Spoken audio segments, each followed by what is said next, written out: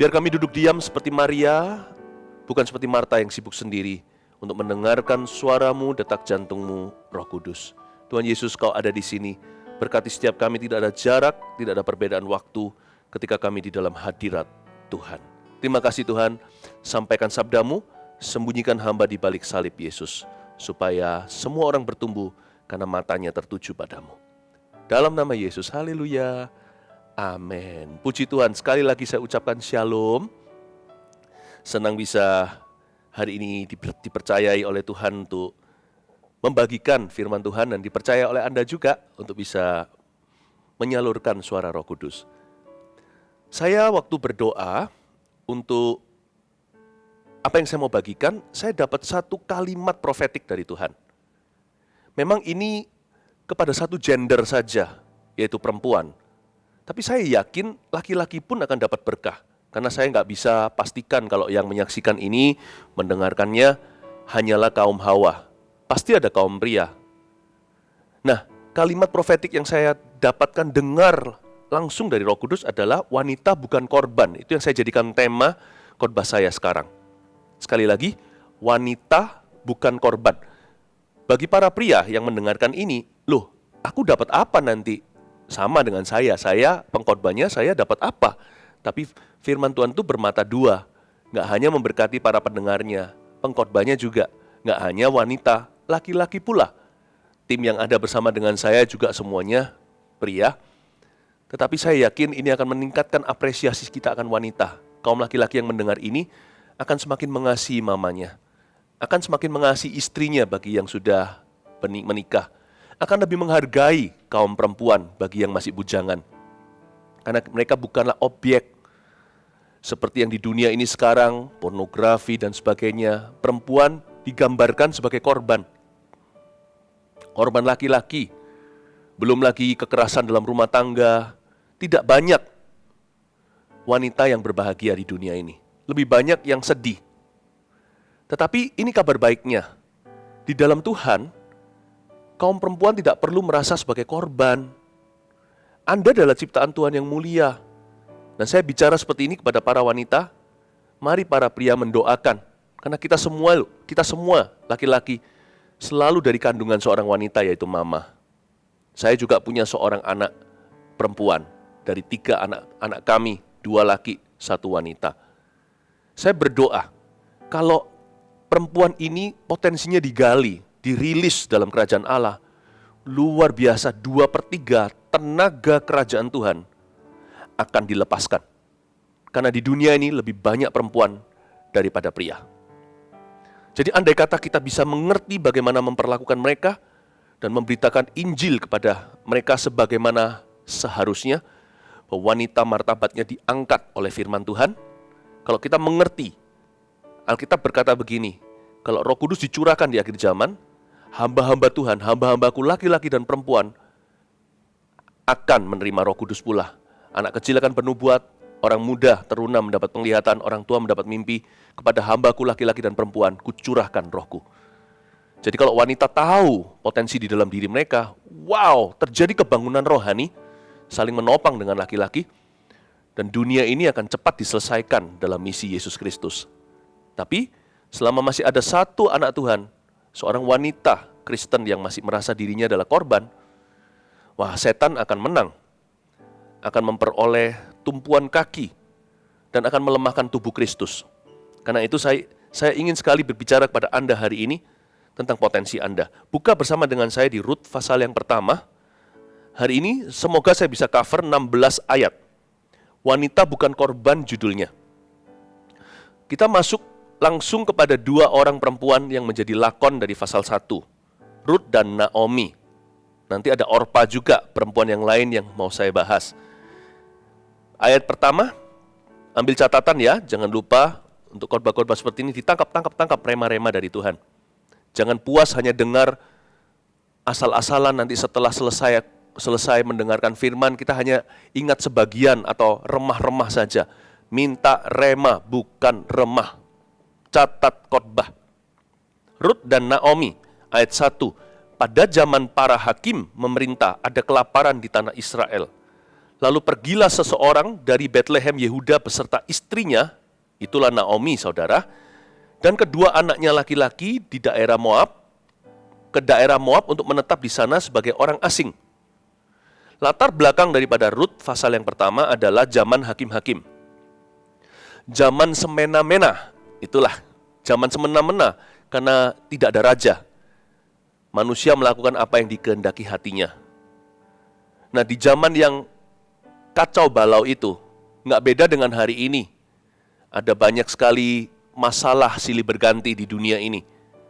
Tidak ada suatu yang menentu. Back then, waktu itu, uncertain times, di masa-masa yang tidak pasti. Hari ini, dunia nggak terlalu maju. Teknologi maju, peradaban juga. Tetapi sebenarnya akhlak manusia sama saja. Dahulu, masa-masa tidak pasti, sekarang semakin nggak pasti dunia ini. Di zaman-zaman seperti itu, cerita Rut seluruh pasalnya, khususnya pasal pertama, menunjukkan cikal bakal bangkitnya perempuan-perempuan yang dipakai oleh Tuhan. Jadi wanita itu nggak lemah. Wanita dipakai sebagai solusi dan juru selamat dengan J huruf kecil setelah Yesus untuk memutarbalikkan keadaan. Belum lagi kalau saya bahas Esther, Abigail, ada banyak sekali perempuan dari kitab Kejadian sampai Wahyu. Bahkan di Kisah Para Rasul ada Lydia, cikal bakal berdirinya gereja Filipi. Oh, luar biasa. Wanita bisa menyesatkan di zaman Hawa. Di zaman Wahyu juga bisa begitu berpengaruh. Seorang wanita dari tempat yang sama Lydia berasal.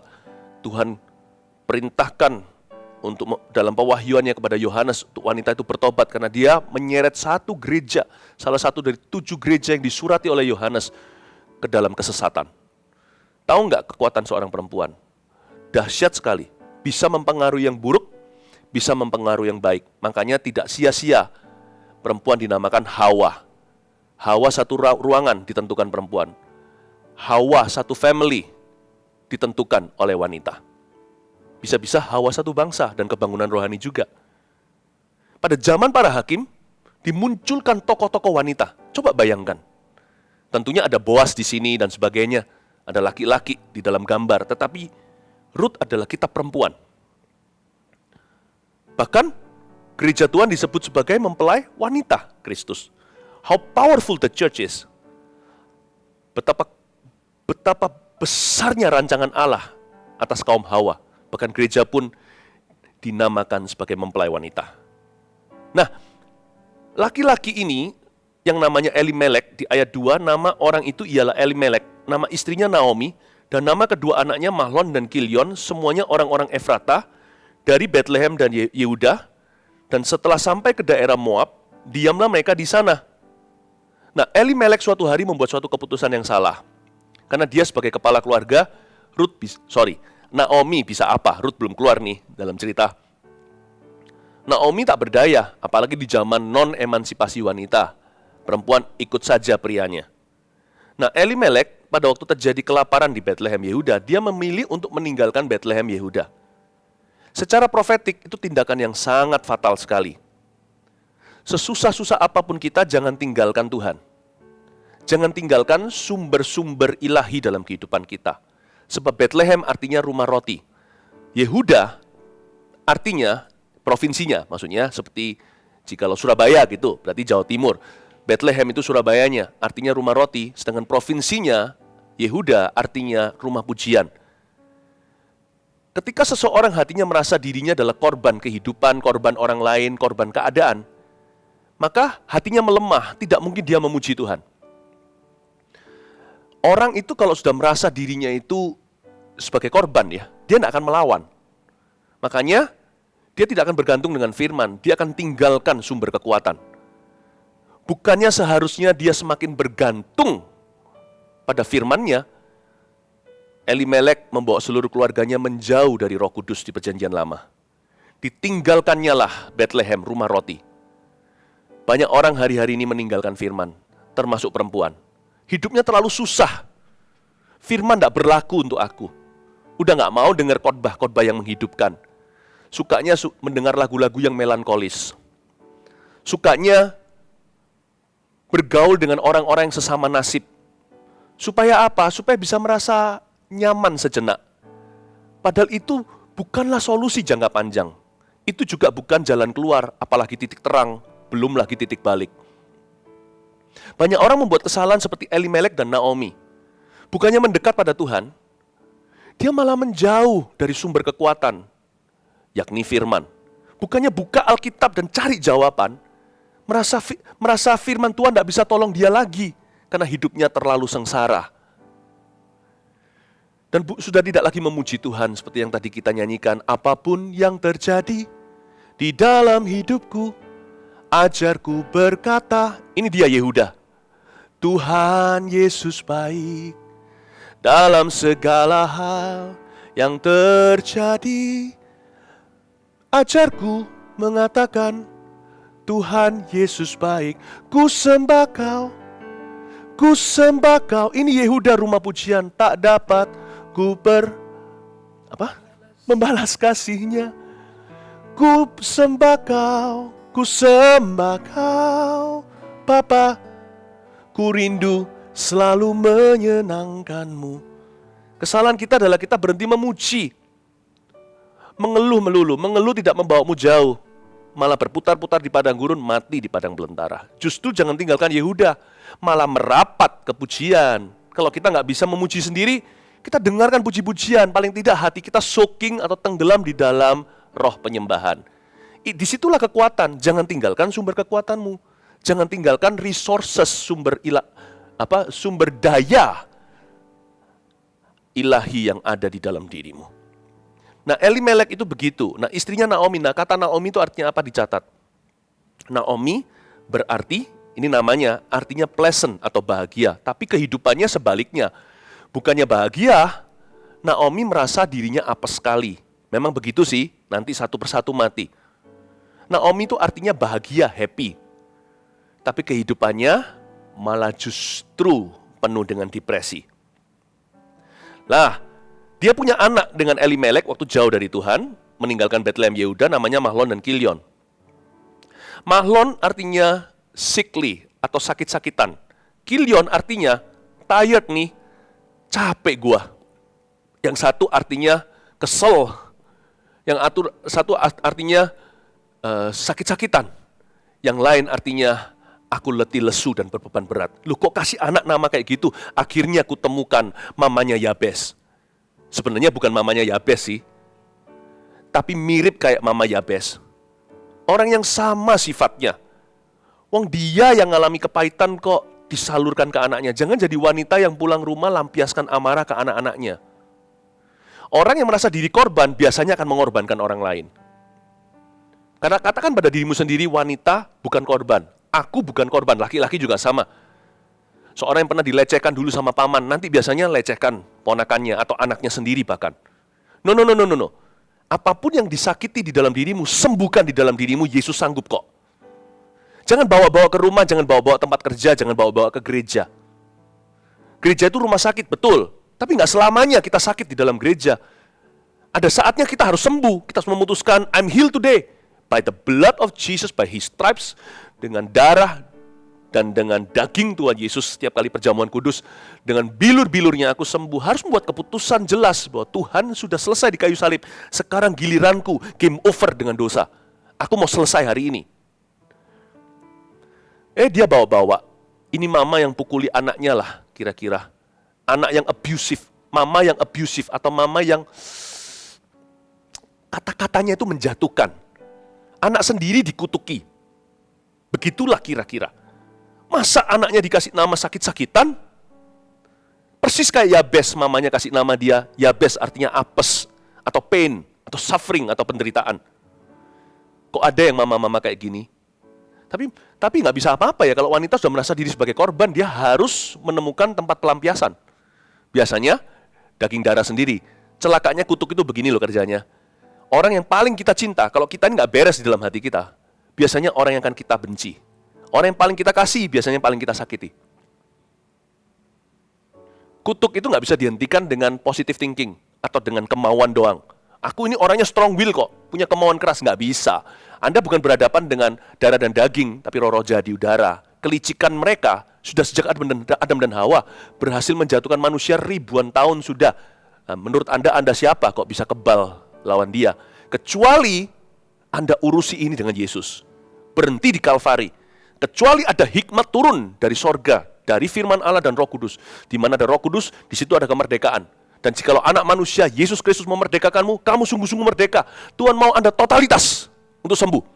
Dimulai dengan mengubah paradigma, perspektifmu, bahwa dirimu bukan korban. Dirimu bukan korban. Roma 8 katakan, apapun yang telah kita alami baik atau buruk, Tuhan bisa bekerja sama mendatangkan kebaikan karena kita terpanggil sesuai rencananya. Kita dipanggil sesuai dengan gambar dan rupa Allah. Karena kita ini dipilih dan dimuliakannya.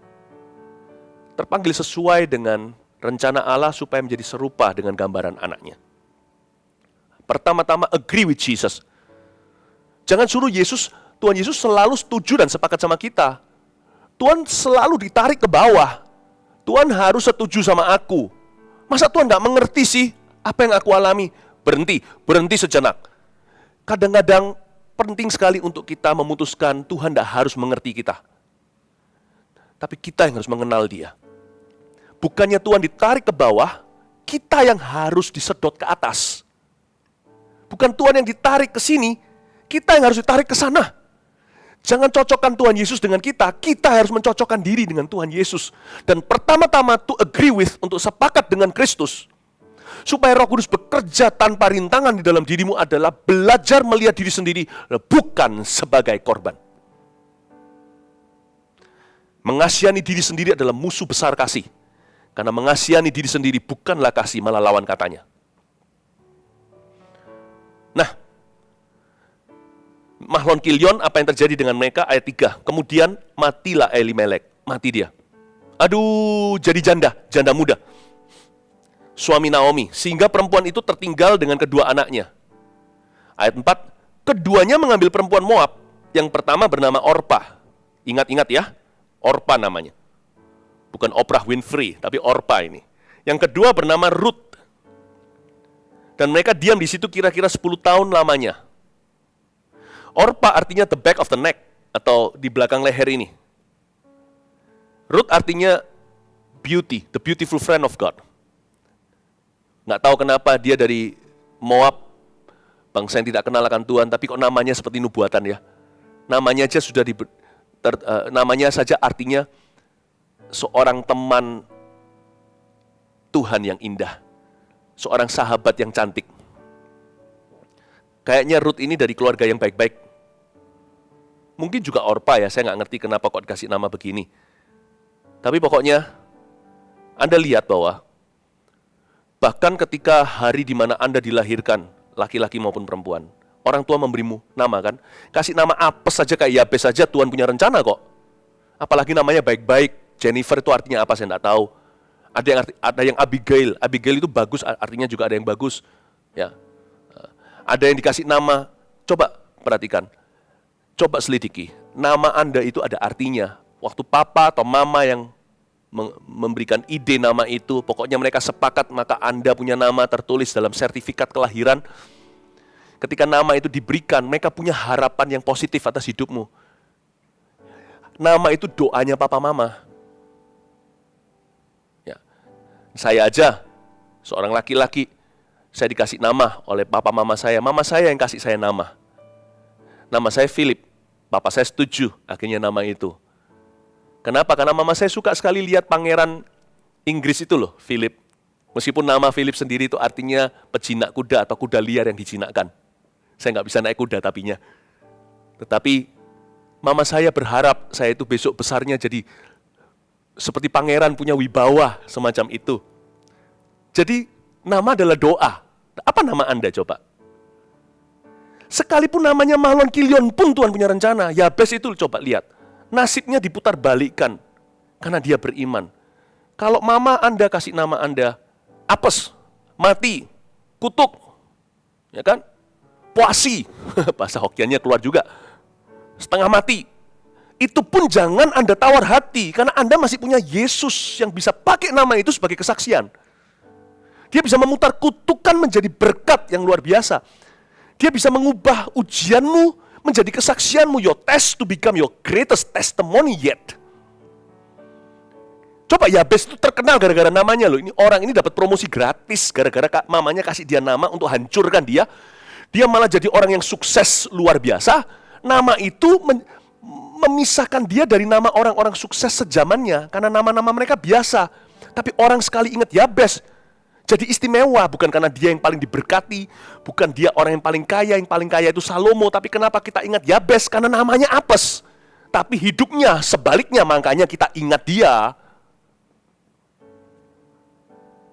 Setiap orang itu gak ada yang korban. Hidup ini memang mengorbankan banyak orang. Tetapi ingat ketika engkau lahir, Allah berkata ini baik.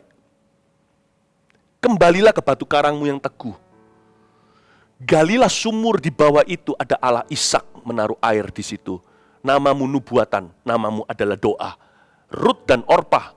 Rut dari dulu sudah dikasih nama. Di Moab sama mama papanya yang menyembah berhala. But she would be, dia akan menjadi a beautiful friend of God. Menjadi seorang kawan Tuhan yang cakep. Akan menjadi seorang sahabat Tuhan yang cantik. Tentunya yang disebutkan di sini adalah inner beauty. Ternyata Ruth itu bukanlah Miss Universe, tapi dalamnya sini itu indah. Remember this. Tuhan sudah menubuatkanmu ketika Anda dilahirkan. Tanpa disengaja, papa mama Anda yang menyembah berhala pun memberi Anda nama indah. Please jangan kecewa dengan kehidupan. Tuhan punya rencana. Coba katakan pada dirimu sendiri, lus-lus dada ini katakan, Tuhan punya rencana. Aku bukan korban. Amin. Haleluya. Ayat 5. Lalu matilah juga keduanya. Ampun. Tadi Elimelek suami yang mati. Sekarang Mahlon Kilion mati sekalian. Lalu matilah juga keduanya, yaitu Mahlon dan Kilion. Sehingga perempuan itu kehilangan kedua anaknya dan suaminya. Ayat 5. Berhenti di sana. Ayat 3. Matilah suami.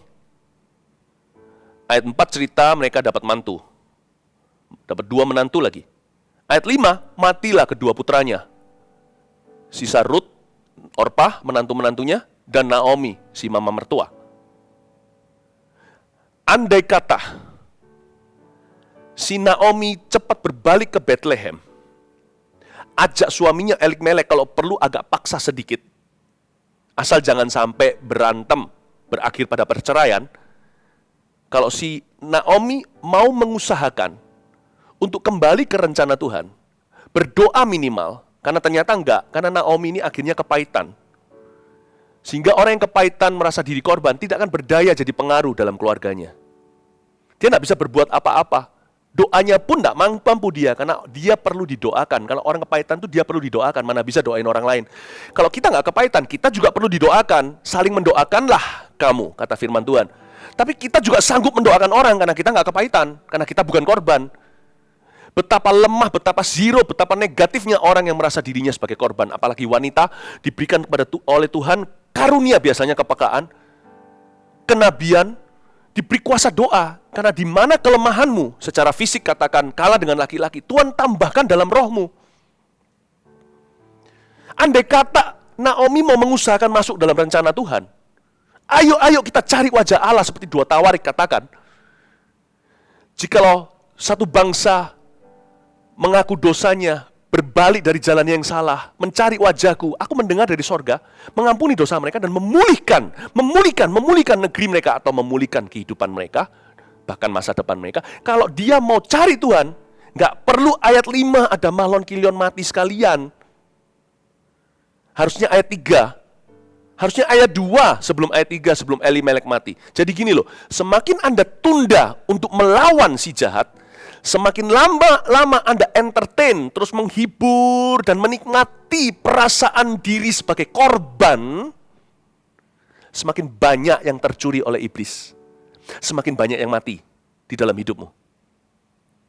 Saya nggak ngomong mati itu selalu senantiasa kematian, meninggal dunia. Nggak selalu itu. Tapi kalau kita semakin lama merasa diri sebagai korban, setan akan merajalela. Padahal itu bukan rencana Allah. Apalagi nanti kita percaya bisikan si jahat, lalu kita menuding Tuhan. Seperti Ayub kan pernah dicobai, kutuki Tuhanmu. Ngapain ikut Tuhan sengsara begini? Kita kutuki. Kita kecewa, aku kecewa sama Tuhan. Berapa banyak orang merasa kecewa sama Tuhan? Haknya apa bisa kecewa sama Tuhan? Nggak masuk surga, nggak masuk neraka aja bisa masuk surga aja. Sudah harusnya kamsyah. Sudah harusnya berterima kasih 7 keturunan nggak mari-mari. Nggak selesai-selesai. 7 kali 70 generasi. Tapi kalau kita kecewa sama Tuhan, setan malah bahagia. Kita membantu setan untuk melawan Tuhan. Satu kemah sama dia semakin dikutuki, semakin banyak yang mati. Semakin lama Naomi lari, kemanakah aku dapat pergi menjauhi rohmu Tuhan? Semakin lama dia lari, semakin lama dia hengkang dari Tuhan, semakin lama dia minggat dari rencana Allah, semakin banyak yang dicuri, dibunuh, dan dibinasakan oleh setan. Semakin banyak yang mati. Elimelek ayat 3, boom, ayat 5, mati Mahlon Kilion. Makanya itu kalau mau kembali sama Tuhan itu harus ASAP, as soon as possible.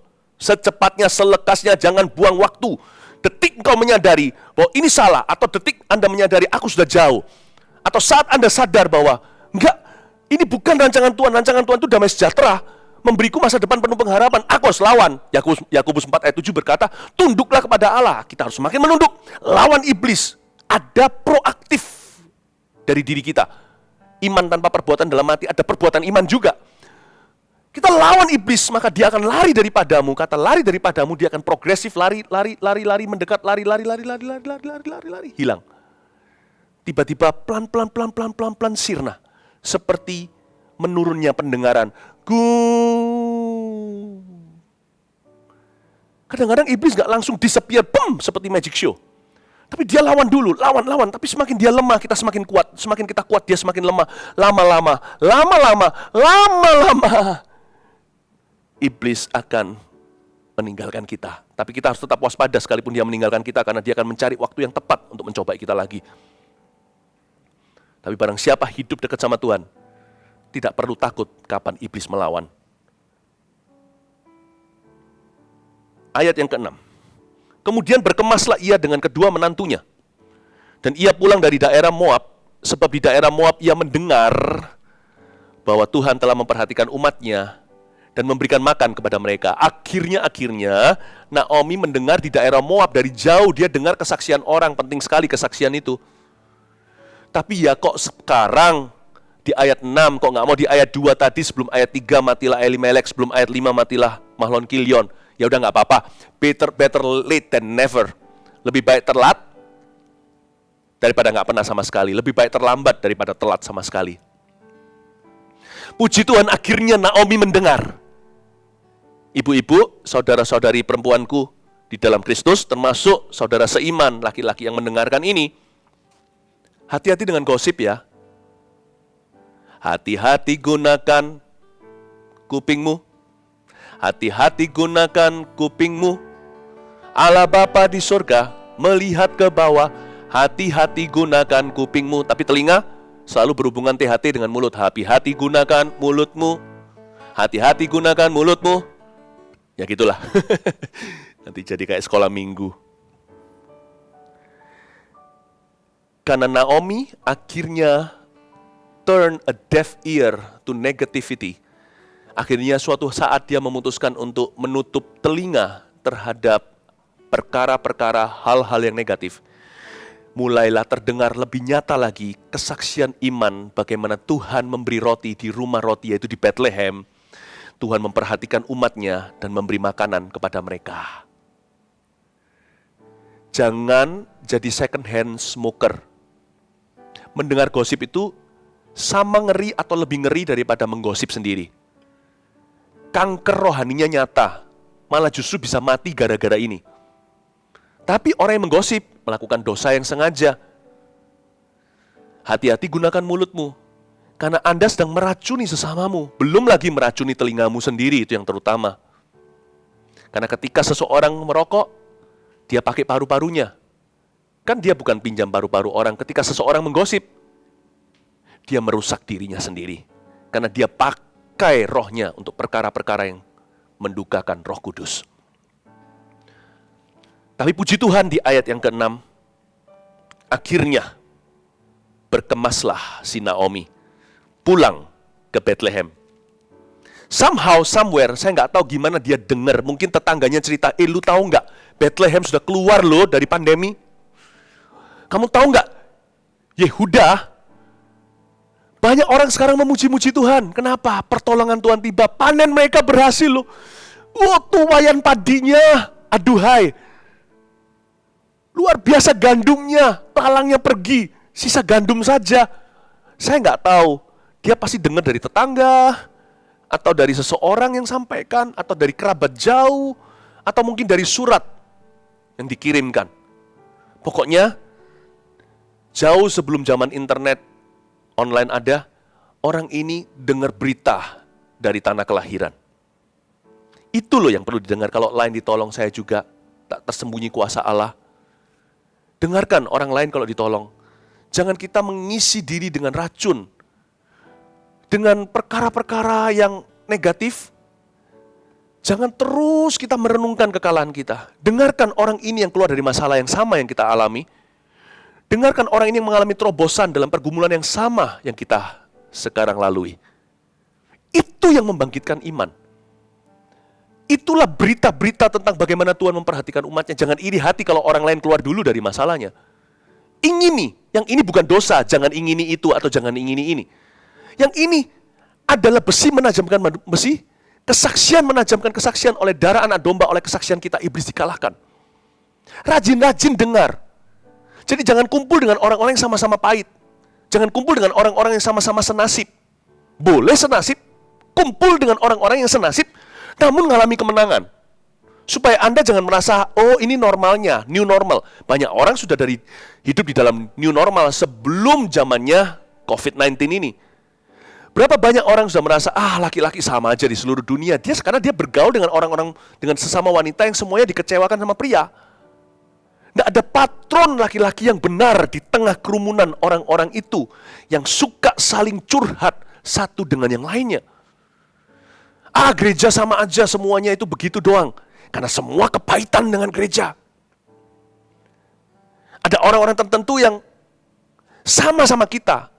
Dan kita senang, jangan senang kalau kita kumpul di ruang pertemuan, bukan ruang pertemuan, di lobi rumah sakit atau di ruang antre dokter. Kan kita lihat yang sini flu, yang sana flu, yang sana flu. Apalagi kalau katakan kita ke rumah sakit mata. Itu sakit mata semua. Jangan terhibur melihat orang lain juga punya penyakit yang sama dengan Anda.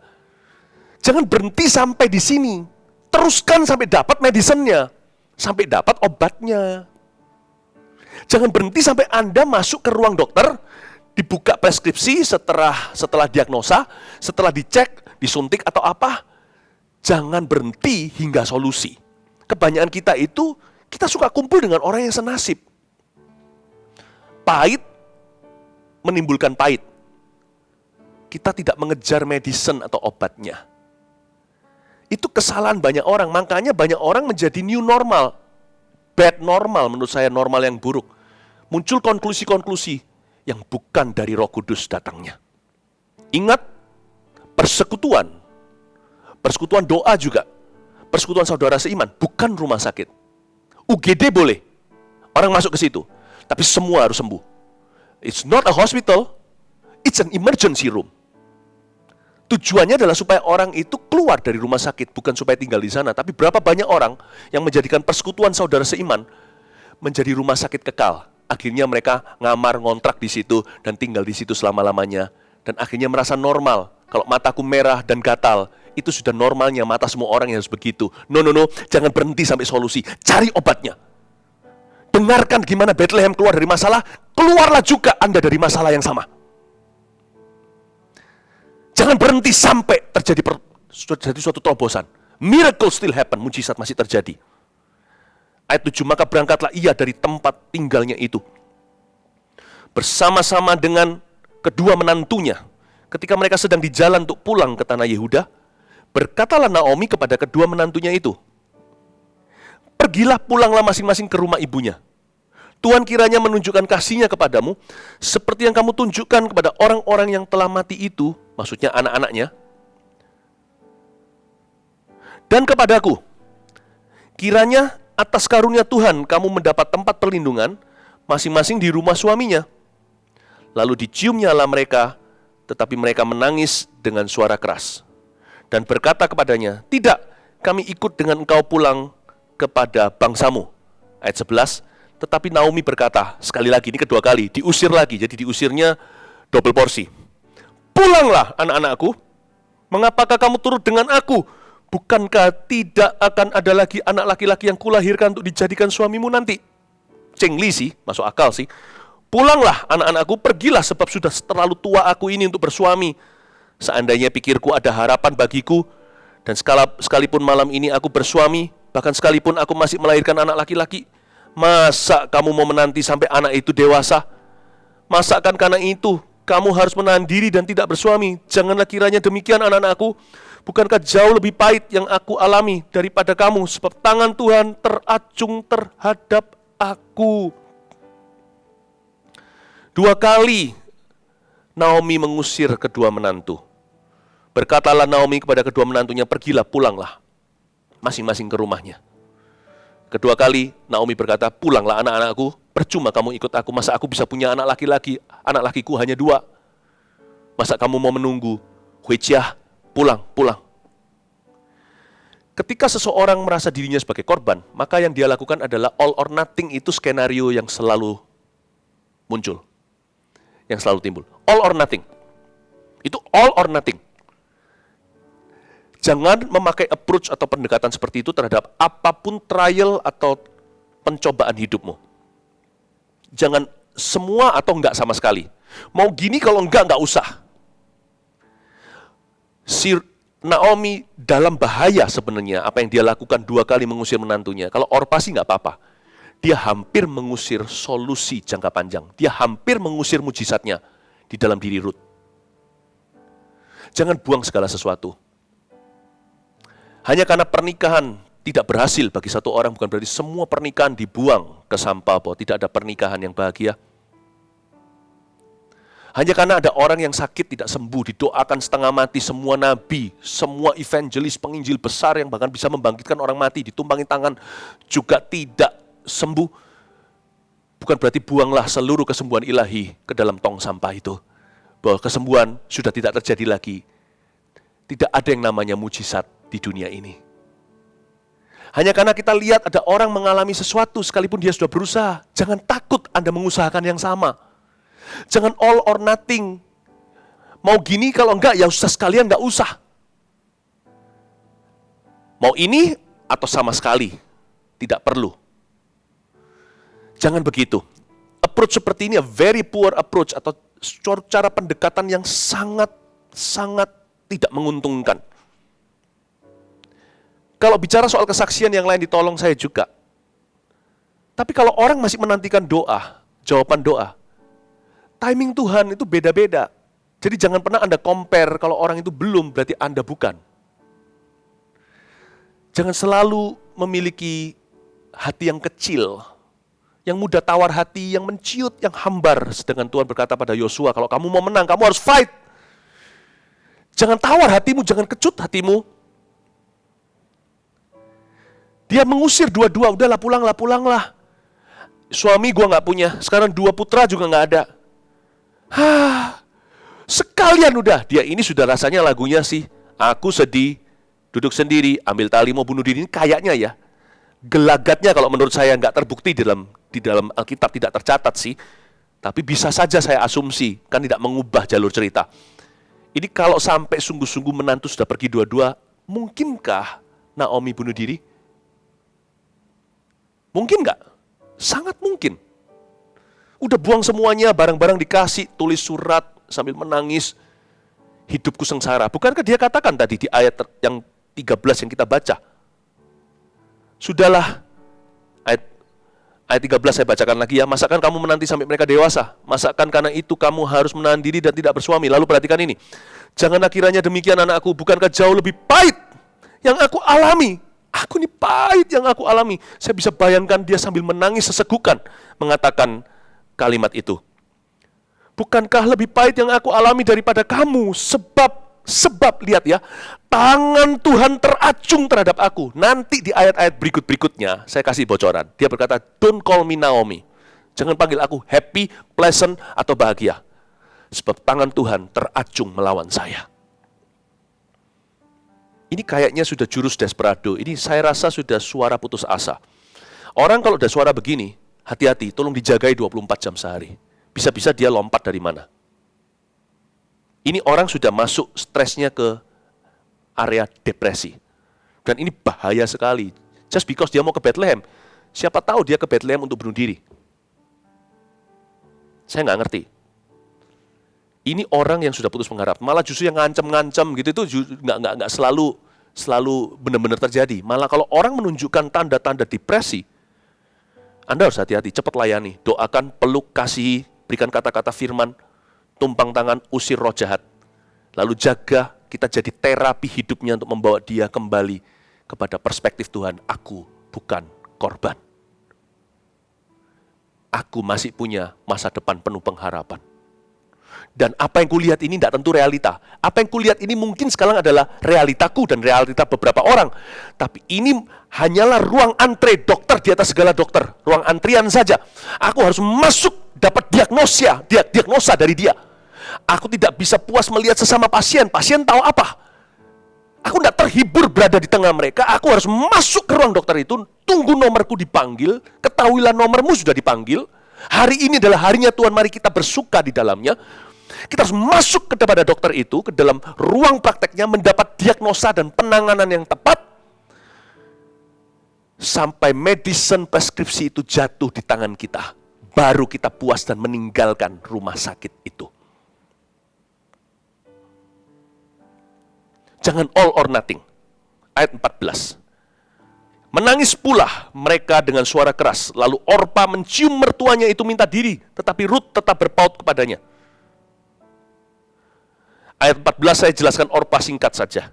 Menangis pula mereka dengan suara keras, lalu Orpa mencium mertuanya itu minta diri, tapi Rut berpaut padanya. Good decision, Naomi melepaskan Orpa.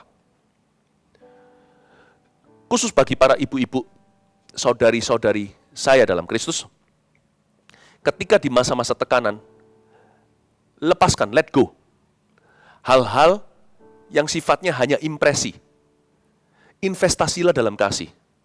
Janganlah kita belanin apa yang nampaknya bagus di permukaan, tetapi nggak seberapa esensi atau dalamnya hampa. Jangan terlalu peduli orang mikir apa, karena itu menambahkan stres yang nggak perlu. Itu Orpa. Orpa itu kan show-nya ada. Showbiz-nya kerasa. Dia cium mama mertuanya, tapi dia pergi. Kelihatan ada semacam untuk to impress someone. Karena itu, kalau kita lagi menghadapi sesuatu, tolong di cut off, dipotong hal-hal yang sifatnya permukaan. Orpa itu let go, itu betul, karena Orpa akan jadi beban bagimu yang tidak perlu. Orang mikir apalah, tetangga bilang apa tentang keluarga kita. Kita sekarang harus dijual mobilnya. Atau kalau suaminya kehilangan pekerjaan, kita khawatir nanti family nanti mencibir dan sebagainya. Itu Orpa. Udah gak usah Orpa, dibuang aja. Atau kita pikirkan sesuatu nanti begini begitu. Pokoknya segala sesuatu yang sifatnya permukaan, hanya image saja, atau sesuatu yang sifatnya hanyalah untuk dilihat orang.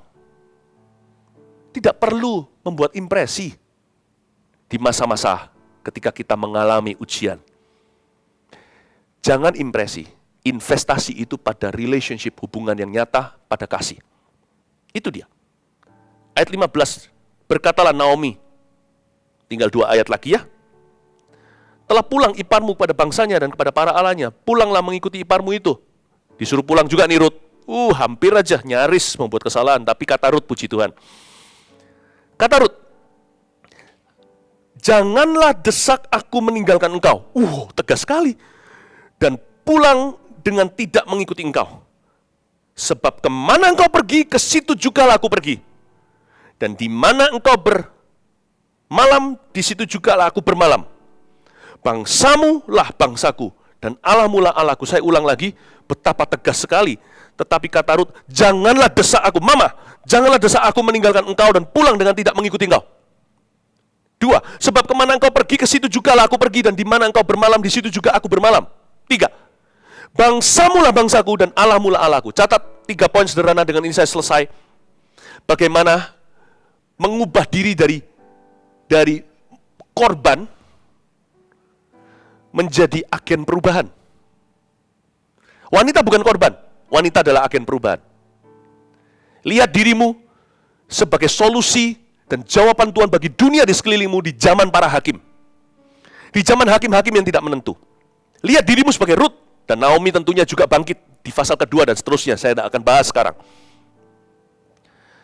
Bagaimana caranya mengubah mentalitas saya korban menjadi saya agen perubahan? 1, lihat kalimat ini yang ditulis di ayat 16. Semua 3 poin ini dalam satu ayat. Tetapi kata Ruth, janganlah desak aku meninggalkan engkau. Do you feel it? Do you feel the authority? Rasa enggak otoritasnya? Janganlah desak saya meninggalkan Anda. Tulis, hadapi dengan roh yang berlawanan. Kalau Anda kepingin mengeluh, bergaulah dengan orang-orang yang suka memuji. Hadapi dengan roh yang berlawanan. Kepingnya di rumah, kunci pintu. Lain cerita kalau pandemi. Kalau nanti gereja sudah bisa normal lagi, semuanya buka, atau persekutuan doa. Misalnya, ketika Anda gak kepingin memuji Tuhan, justru datanglah persembahkan korban pujian. Apa bedanya pujian dan korban pujian? Pujian itu ketika kita bisa. Ketika korban pujian adalah ketika kita tidak bisa. Kalau memuji Tuhan itu rasa sakit hatinya. Kayaknya sakit untuk memuji Tuhan itu. Pujilah, itulah korban pujian. Justru pergilah ke persekutuan.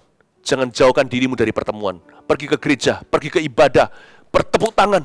Kalau perlu Anda ikut lompat-lompat, tapi air mata memenuhi wajah Anda. Mungkin orang kiri kanannya garuk-garuk kepala, kenapa orang ini lagu sukacita, angkat tangan, tepuk tangan, tapi nangis nggak keruan. Peduli amat, Orpa, nggak usah peduli kata orang. Hadapi dengan roh yang berlawanan. Kalau ada di antara kita yang mungkin dikecewakan dengan pasangannya, terus jangan pergi kepada lawan jenis, lalu curhat dengan mereka, nanti jadi teman tapi mesra, salah. Tapi penuhkan tabung panahmu dengan teladan-teladan sekelilingmu, keluarga-keluarga yang bahagia, keluarga-keluarga yang utuh, keluarga-keluarga yang gak begitu. Ternyata pernikahan bisa indah, bukan supaya Anda jadi iri dan cemburu untuk keluargamu sendiri. Loh, kok orang lain bisa, kok saya enggak? Bukan, justru jadi inspirasi untuk Anda berdoa, ya Tuhan, kalau keluarga lain ditolong, keluargaku juga. Supaya Anda bisa punya harapan bahwa suamimu bisa jadi begitu. Atau istrimu bisa jadi begini. Suatu patron tidak harus Anda membandingkan nanti di rumah tangga, berkata, jadi kayak suami itu loh, nanti buat marah, buat cemburu, atau seorang suami yang suka banding-bandingkan istrinya dengan istri orang lain. Itu loh, lihat istrinya teman kita itu loh baik gini loh, masakannya enak dan sebagainya, merawat badan dan sebagainya. Oh, jadi perpecahan rumah tangga bukan dipakai untuk membandingkan, tapi dipakai untuk suatu teladan, supaya kita punya visi keluarga kita juga bisa pulih, meskipun nanti akan beda dengan keluarga lain. Amin. Hadapi dengan roh yang berlawanan. Dia berkata sama Naomi, jangan desak aku meninggalkan engkau. Hanya karena engkau merasa Tuhan mengacungkan tangan, atau dirimu kepahitan, jangan bawa aku ikut-ikutan. Jangan desak aku, kata Ruth. Don't drag me down with you. Jangan tarik aku ke bawah bersama dengan Anda. Jangan tarik aku untuk tenggelam bersama denganmu. Hadapi dengan roh yang berlawanan. Yang kedua, sebab kemana engkau pergi, ke situ juga aku pergi. Yang kedua, kenali komitmenmu. Kenali komitmen Anda. Apa maksudnya?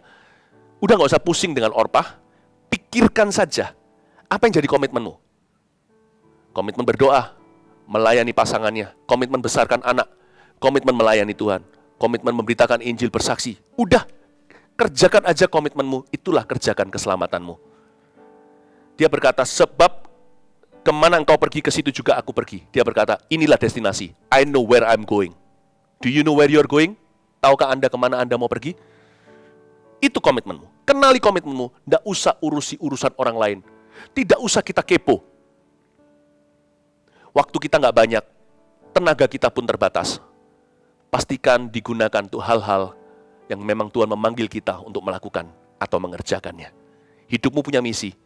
Jalankan komitmenmu sehari-hari pada keluarga, kepada Tuhan. Berikan pada Tuhan apa yang milik Tuhan, pada Kaisar apa yang milik Kaisar. Baik itu terhadap manusia atau terhadap Allah secara langsung. Kenali komitmenmu. Apapun terjadi dalam hidupmu, bangun terus di atas dasar komitmen Anda kepada Kristus.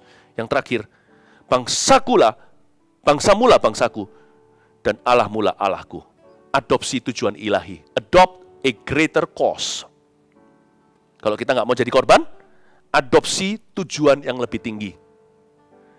Kalau enggak, hidup kita akan seputar kita. Tapi waktu kita mengadopsi sesuatu yang lebih besar, oh aku tahu, aku bagian daripada pekerjaan keselamatanmu di seluruh bumi. Kau punya rencana atas hidup saya. Hidup ini sementara. Orang yang begitu tidak akan reaksional dengan situasi. Karena dia punya visi lebih tinggi. Dia berkata, bangsamulah bangsaku. Tiba-tiba orang Moab ini namanya Rut jadi Yahudi. Allahmulah Allahku. Dia mengadopsi Allah Ibrani dan berkata, mulai hari ini misinya Israel adalah misiku. Visinya Allahmu adalah visiku. Mama, jangan bawa-bawa aku. Kalau mama mau kepahitan, aku tidak ikut-ikutan. Pertama, hadapi dengan roh berlawanan. Dua, aku tahu kemana aku pergi. Where you go, I go. Kemana kau pergi, aku ke situ. Aku tahu aku harus kembali ke Bethlehem. Itu jadi tujuan. Aku kenali komitmenku sendiri. Aku akan komit untuk pergi ke sana. Kalau mama tidak ikut, aku tetap pulang. Jadi jangan usir aku kembali ke Moab, tanah penyembahan berhala. Aku akan ke Bethlehem, ke rumah pujian. Aku akan ke rumah roti itu. I'm going. Are you going with me? Naomi itu sebenarnya dibawa sama Rut. Rut soal sudah bertekad hati untuk ke Bethlehem. Jadi Naomi berkata, ya sudah, aku bawa kamu. Sekarang siapa bawa siapa? Tadinya diusir sama Naomi. Rut berkata, aku bertekad pergi. Akhirnya Naomi ikut Rut. Jadi Rut yang memimpin Naomi kembali ke Bethlehem. Karena itu kenali komitmen sendiri. Ketiga, terakhir, adopsi tujuan ilahi. Allahmu Allahku, bangsamu bangsaku. Mulai hari ini, aku punya misi dari Allah Israel. Benar-benar terjadi. Tahu nggak? Rut ini menjadi neneknya Jesse, papanya Daud, dan menjadi nenek moyangnya Yesus Kristus, Mesias, Juru Selamat kita. 1, 2, 3, dengan ini saya selesai. Hadapi dengan roh berlawanan, kenali komitmenmu, adopsi tujuan ilahi. God bless you. Saya berdoa setiap wanita keluar dari lubang hatinya yang terdalam, yang merasa diri sebagai korban, menjadi agen perubahan. God be with you. Aku punya Tuhan yang besar, yang telah berjanji dan sanggup menggenapi.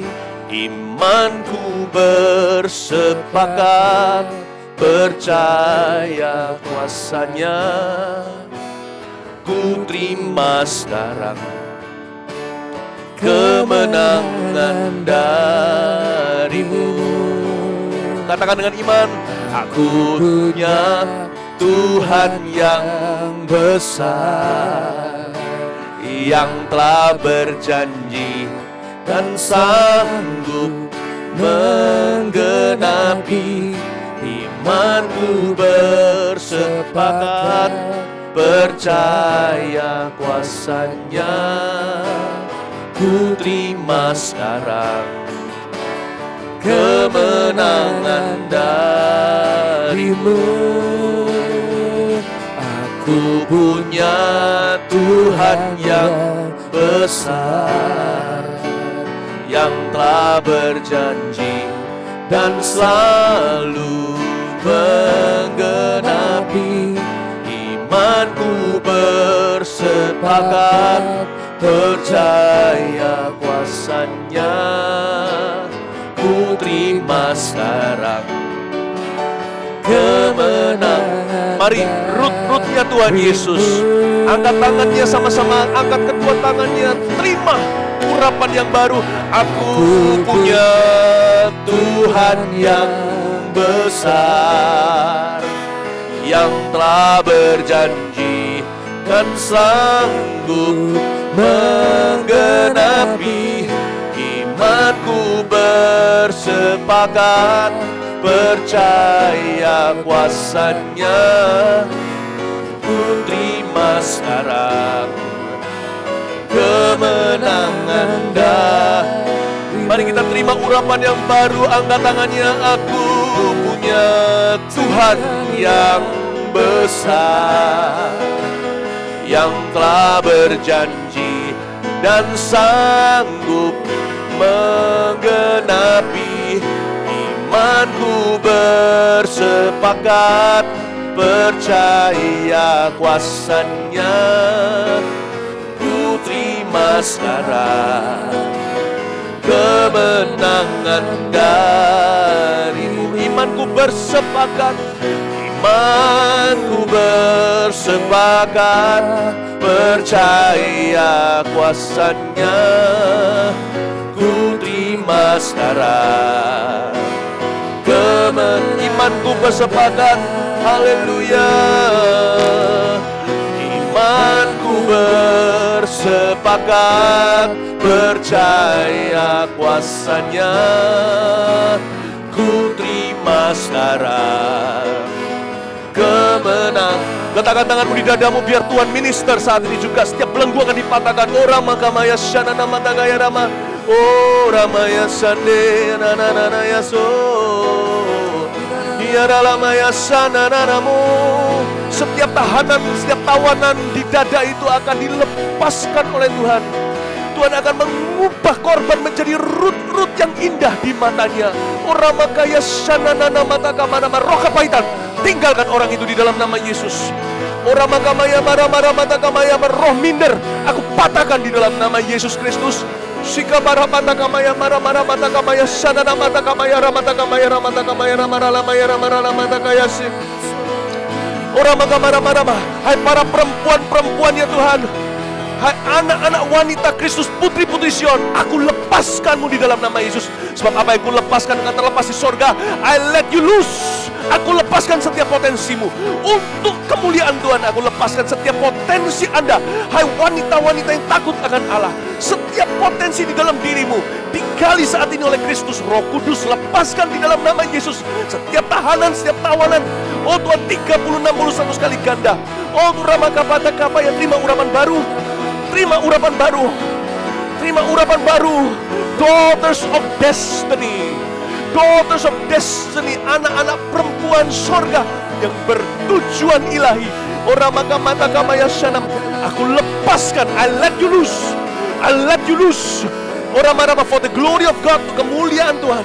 Setiap potensi Tuhan lepaskan di dalam nama Yesus melalui dirimu. Orang makamaya marah, setiap ucapan syukur, setiap kreativitas, setiap keindahan, setiap mazmur, setiap kemampuan, bahkan firman yang penuh kuasa, otoritas untuk bersaksi, lepaskan di dalam hati setiap wanita yang berharap padamu Tuhan.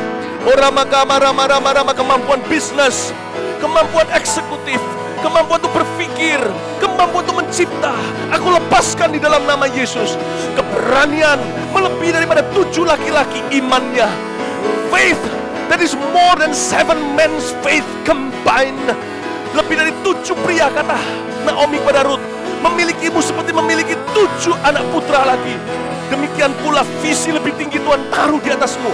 Bangun kerajaan Tuhan, hai hamba-hamba Tuhan perempuan. Hamba-hamba perempuan bukan hanya hamba-hamba laki menerima Roh Kudus. Bangun visi itu, adopsi, adopsi, adopsi beban ilahi, adopsi. Jangan hidup bagi dirimu sendiri, jangan hidup bagi problemamu, jangan hidup bagi mujizatmu. Bangsamu membutuhkanmu, negerimu membutuhkanmu, bumi membutuhkan kebangunan rohani. Dunia ini membutuhkan kebangunan yang baru, dan itu para wanita harus berperan di dalamnya. Bangkitkan evangelis, rasul-rasul perempuan, bangkitkan nabiah, Deborah. Bangkitkan Esther di tempat kerja. Bukan hanya Yusuf di rumah Firaun, di rumah Potifar dan Firaun, tapi juga Esther. Bangkitkan Rut Tuhan. Oramakapaya shana nama, inamarapatakamaya shana nama takamaya rama. Oramaya para shana nama takamara. Aku percaya, amin. Berkat-Mu atasku melimpah. Dengan iman, kebajikan, kemurahan selalu mengikutiku. Ku puji, ku sembah Kau Tuhan. Aku percaya, amin, berkat-Mu atasku melimpah. Kebajikan, kemurahan selalu mengikutiku. Ku puji, ku sembah Kau Tuhan. Tidak boleh lagi bermental korban, lebih dari pemenang. Angkat wajahmu. Aku percaya, berkat-Mu atasku melimpah.